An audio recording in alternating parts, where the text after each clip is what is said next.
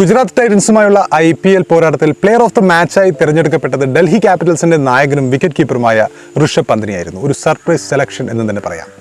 വിക്കറ്റിന് പിന്നിലെ മിന്നുന്ന പ്രകടനവും ഫിനിഷിംഗും കണക്കിലെടുത്താണ് ഋഷഭിനെ കഴിഞ്ഞ മത്സരത്തിലെ കളിയിലെ കേമനായി ഹീറോ ആയി തിരഞ്ഞെടുത്തത്.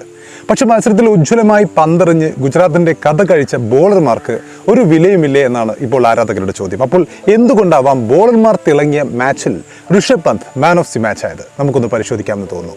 വിക്കറ്റിന് പിറകിൽ മാൻ ഓഫ് ദി മാച്ച് ആവാൻ മാത്രം എന്ത് അത്ഭുതമാണ് പന്ത് കാണിച്ചത്?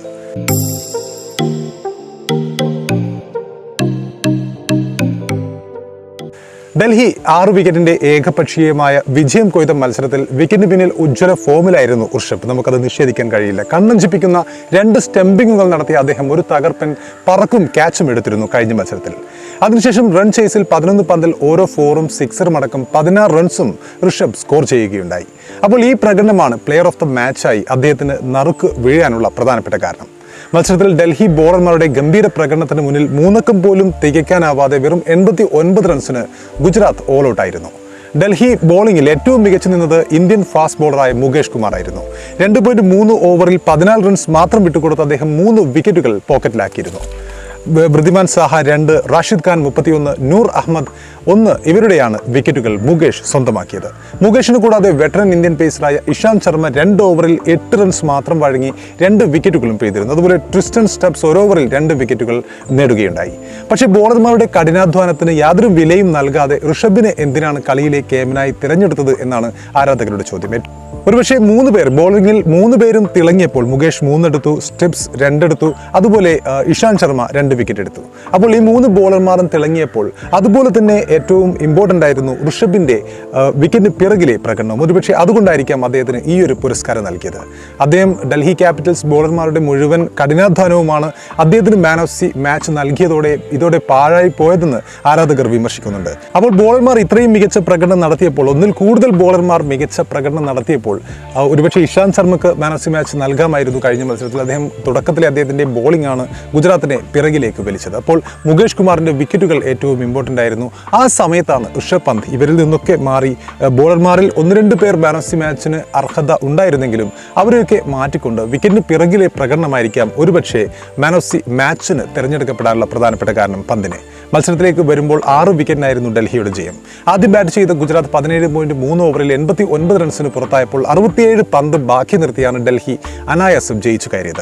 മുകേഷ് കുമാർ നേരത്തെ പറഞ്ഞതുപോലെ 3 വിക്കറ്റുകളുമായി തിളങ്ങുകയുണ്ടായി. ടോസ് നഷ്ടപ്പെട്ട് ആദ്യം ബാറ്റ് ചെയ്യാൻ ഇറങ്ങിയ ഗുജറാത്തിന് ഒരു ഘട്ടത്തിൽ തൊട്ടതെല്ലാം പിഴക്കുകയായിരുന്നു. പരിക്കിന് ശേഷം തിരിച്ചെത്തിയ വിക്കറ്റ് കീപ്പർ വൃദ്ധിമാൻ സാഹ റൺസ് കണ്ടെത്താനാവാതെ തുടക്കത്തിൽ ഓപ്പണറായി ഇറങ്ങി പ്രയാസപ്പെട്ടപ്പോൾ ശുഭ്മാൻ ഗിൽ അടുത്ത ഘട്ടത്തിൽ അടിച്ചു കളിക്കാൻ നിർബന്ധിതനായി. ഇഷാന്ത് ശർമ്മയെ ബൗണ്ടറി പറത്താനുള്ള ഗില്ലിന്റെ ശ്രമം പാളിയപ്പോൾ പൃഥ്വി ഷായുടെ കയ്യിൽ അവസാനിച്ചു. ആ ഘട്ടത്തിൽ 6 പന്തിൽ 2 ബൗണ്ടറി ഉൾപ്പെടെ 8 റൺസാണ് ഗില്ലിന് നേടാനായത്. പിന്നാലെ വൃദ്ധിമാൻ സാഹയും പുറത്താവുന്നു. 10 പന്തിൽ 2 റൺസ് എടുത്ത സാഹയെ മുകേഷ് കുമാർ ക്ലീൻ ബോൾ ചെയ്യുകയായിരുന്നു.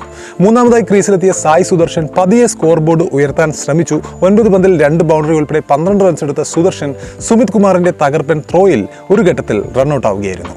അതിനൊപ്പം പരിക്കിന്റെ ഇടവേളയ്ക്ക് ശേഷം തിരിച്ചെത്തിയ സൗത്ത് ആഫ്രിക്കൻ വെടിക്കെട്ട് താരമായ ഡേവിഡ് മില്ലർക്കും കഴിഞ്ഞ മത്സരത്തിൽ തിളങ്ങാനായില്ല. 6 പന്തിൽ 2 റൺസ് എടുത്ത മില്ലറെ ഇഷാന്ത് ശർമ്മ മടക്കുന്നു. വിക്കറ്റ് കീപ്പർ ഋഷഭ് പന്തിന്റെ തകർപ്പൻ ക്യാച്ചിലായിരുന്നു മില്ലറുടെ മടക്കം. ഇതോടെ 5 ഓവറിൽ 30 റൺസിന് 4 എന്ന നിലയിലേക്ക് ഗുജറാത്ത് തകരുന്നു. മധ്യനിരയിൽ അഭിനവ് മഹനോഹർക്കും വേണ്ടത്ര തിളങ്ങാനായില്ല. 14 പന്ത് നേരിട്ട് ഒരു 4 ഉൾപ്പെടെ 8 റൺസാണ് അഭിനവ് നേടിയത്. ട്രിസ്റ്റൻ സ്റ്റബ്സിന്റെ പന്തിൽ ഋഷഭ് പന്ത് അദ്ദേഹത്തെ സ്റ്റംപ് ചെയ്താണ് പുറത്താക്കിയത്. അതുപോലെ ഇമ്പാക്ട് പ്ലെയറായി ഇറങ്ങിയ ഷാരൂഖ് ഖാൻ അക്കൗണ്ട് തുറക്കും മുമ്പ് മടങ്ങുന്നു. സ്റ്റംപ്സിന്റെ ലെഗ് സൈഡിലെത്തിയ പന്തിൽ ഷാരൂഖിന്റെ അടിതെറ്റിയപ്പോൾ ഋഷഭ് തകർപ്പൻ സ്റ്റംപ് ചെയ്തുകൊണ്ട് അദ്ദേഹത്തെ മടക്കുന്നു. അപ്പോൾ ഇതൊക്കെയാണ് അദ്ദേഹത്തിന് മാൻ ഓഫ് ദി മാച്ച് കിട്ടാനുള്ള കാരണങ്ങളിൽ ഏറ്റവും പ്രധാനമെന്ന് നമുക്ക് കൃത്യമായും അറിയാം. പതിയെ തുടങ്ങി കടന്നാക്രമിക്കാൻ പദ്ധതിയിട്ട രാഹുൽ തെവാത്തിയെ 15 പന്തിൽ 10 റൺസ് നേടിയപ്പോൾ അക്ഷർ പട്ടേൽ വിക്കറ്റിന് മുന്നിൽ കൊടുക്കുന്നു. അദ്ദേഹം റിവ്യൂ ചെയ്തെങ്കിലും ഔട്ട് ആവുകയായിരുന്നു. 14 പന്ത് നേരിട്ട് 2 റൺസ് എടുത്ത മോഹിത് ശർമ്മയെ ഖലീൽ അഹമ്മദ് മടക്കുന്നു. പ്രതീക്ഷ നൽകിയ റാഷിദ് ഖാൻ 24 പന്തിൽ 31 റൺസുമായി മടങ്ങുന്നു. 2 4ഉം ഒരു 6ഉം നേടിയാണ് റാഷിദ് ഖാൻ പുറത്താവുന്നത്. മുകേഷ് കുമാറിനായിരുന്നു വിക്കറ്റ്. നൂർ അഹമ്മദിനെ മുകേഷ് ക്ലീൻ ബോൾഡ് ചെയ്തതോടെയാണ് 17.3 ഓവറിൽ 89 റൺസിന് ഗുജറാത്ത് ഓൾ ഔട്ട് ആവുന്നത്. മറുപടിക്കിറങ്ങിയ ഡൽഹി അതിവേഗം റൺസ് ഉയർത്താനാണ് ശ്രമിച്ചത്. 10 പന്തിൽ 2 വീതം 6ഉം 4ഉം ഉൾപ്പെടെ 20 50 റൺസ് എടുത്ത ജെയ്ക്ക് ഫ്രാസർ മഗ്യൂർക്കിനെ സ്പെൻസർ ജോൺസൺ മടക്കുന്നു.